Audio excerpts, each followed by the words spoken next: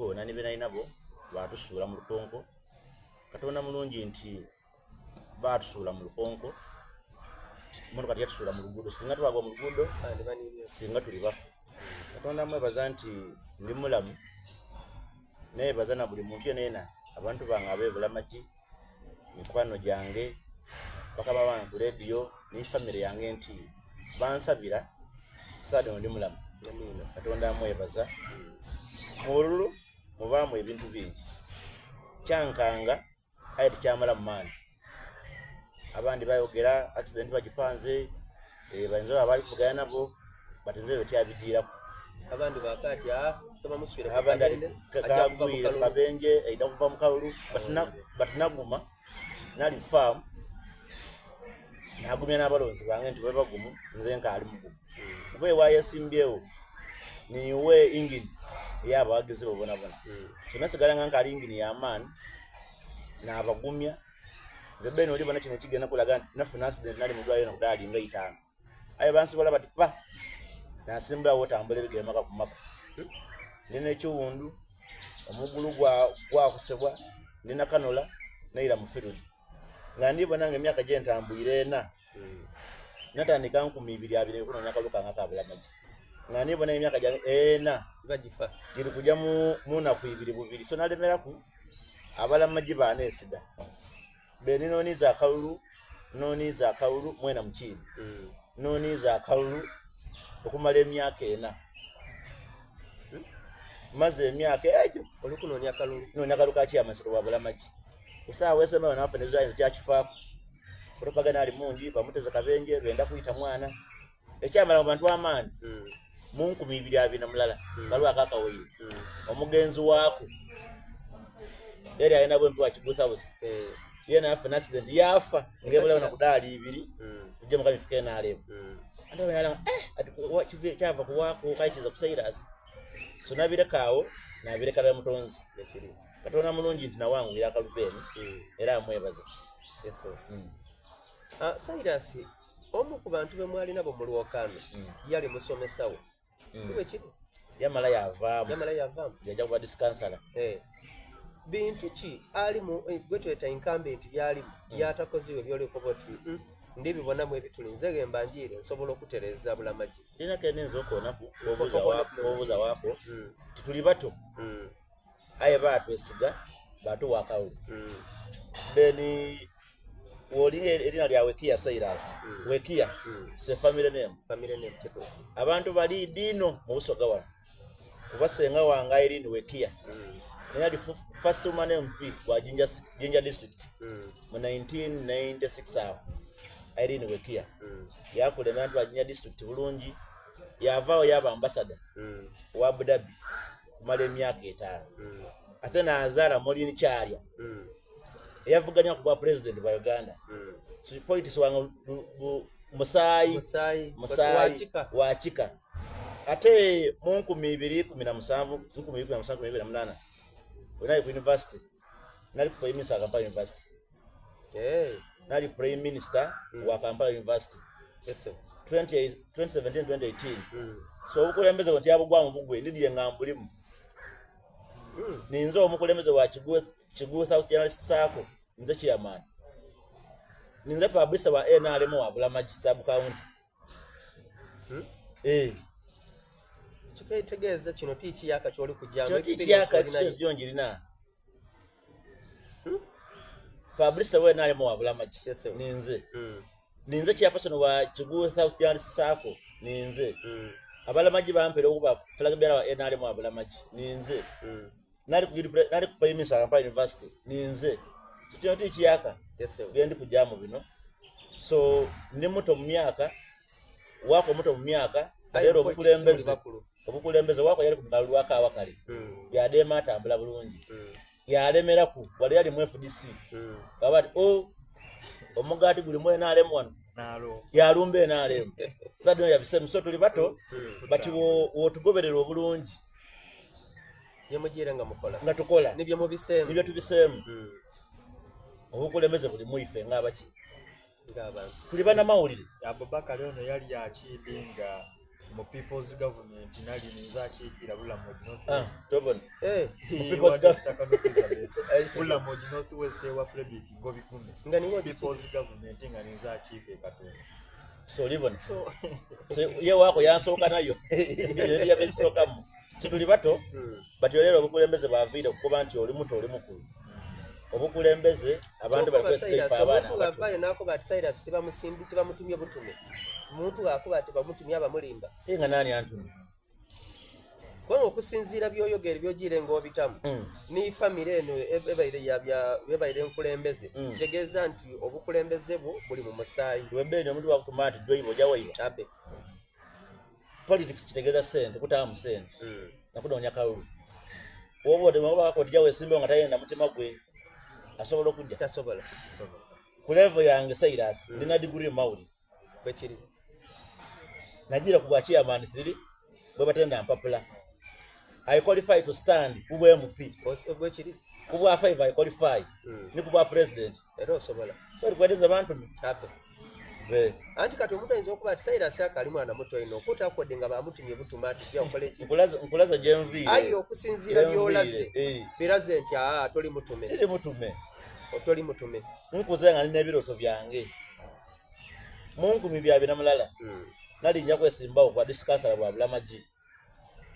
ayo lwa covid nakava ku university yatatagania nani bona nakasente nzira buki bulungi ebyo nabireka nabandi kaneteketeke bulungi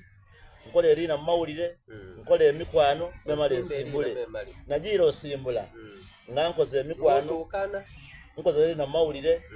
nga ne transport yandamu zandi mulina so nedye mukasera akatuufu buti omuntu aida kubozera wakwena wetegeke nja kubwe ku myaka gyolina gyo oli mufumbo kubanga omuntu okugemya obweyigombolola nti niwe chairman weyigombolola okiikirira abataka omuli bababawo bamama bo basonga abo abantu badada abo oli mufumbo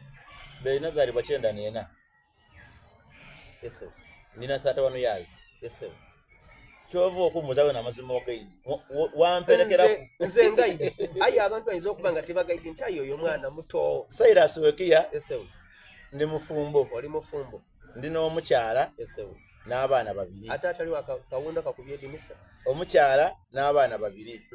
ndi wa mukisa mulungi ino nti bene ali kumbuza n'ebibuuzo yamperekera ku ebudondo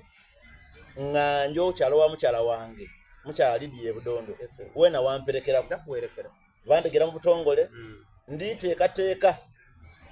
kubanga olumba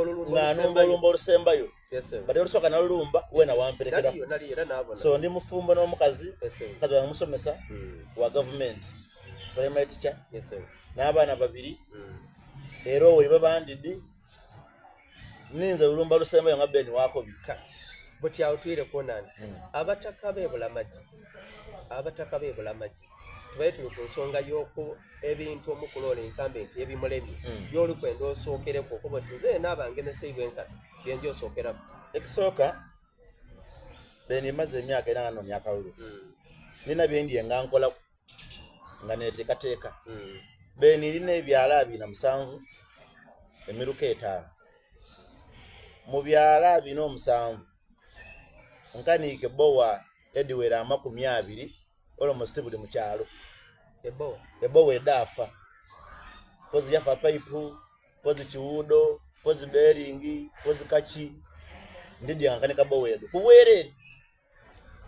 nga kyoyenda kuwa abantu maadi malungi nabona nga nzira senda kuwa abantu nti mpolo 10 omutwala 2 nga ndizira nabona ndi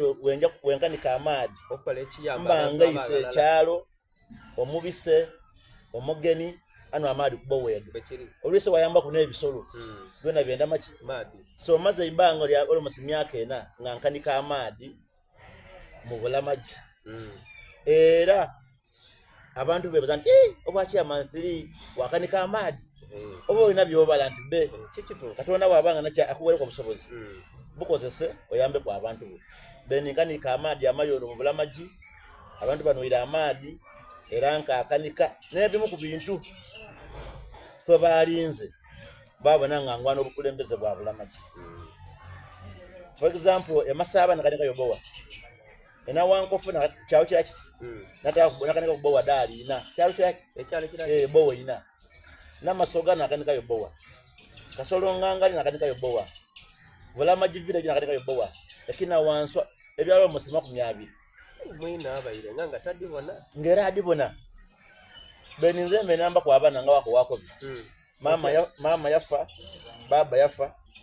mbere mbawe ebitabo bulitamu nepeni kubyama kufanyinga omwana oyo ali awo mama yafa baba yafa aba ali mu mbeera ki aba yakoma yaba bananga mama aliwo baba aliwo ngaye mbeera bali mu mbeera baza busobozi bulitamu oba mfunye butabo bubiri oba busatu oba buna nipeni mpanga abana abaja basoma ku busobozi bwange ebyo byansoma nenda kubabe nti nze mwonimbe mu masanu mbeera wa abantu ojja wazika njana azika egwa mukolo gwaisa no nakubaku nabalangira ebirango weno kidi bulungi so already ndidye nambye ku mu sports and games abavubuka tournaments le magwira ku madi ka transport tulive ya kuba mpira bugiri kujya Kampala mbeire mbagemeranga churches ne misigiti fundraising in fact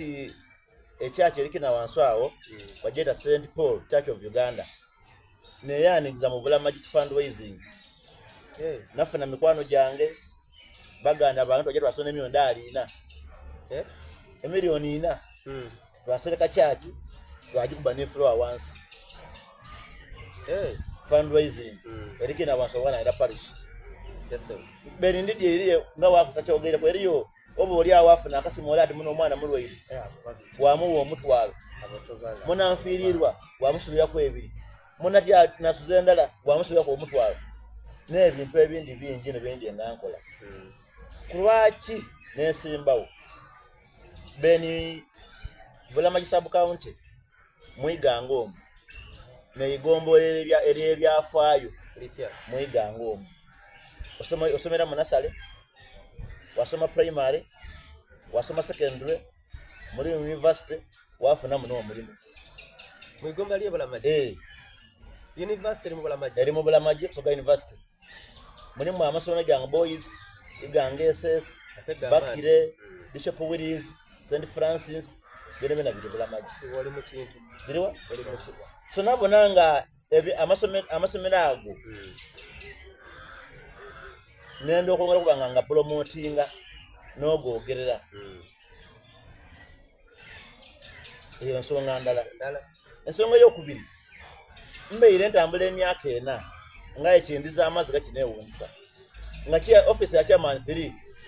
ebandigala okuva ku Mande paka ku Mande abaana benze stamp okongera mu majje mu UPDF anga chairman office ya chairman 3 ndigale abajirega mulimi tikulimbe timu taka wa kukyalo tikulimbe emyaka ena nga office ndigale naba office yakitibwa office ya mine yasibanga ndigale abe Bulamagi neje kuba kukasa nti munesige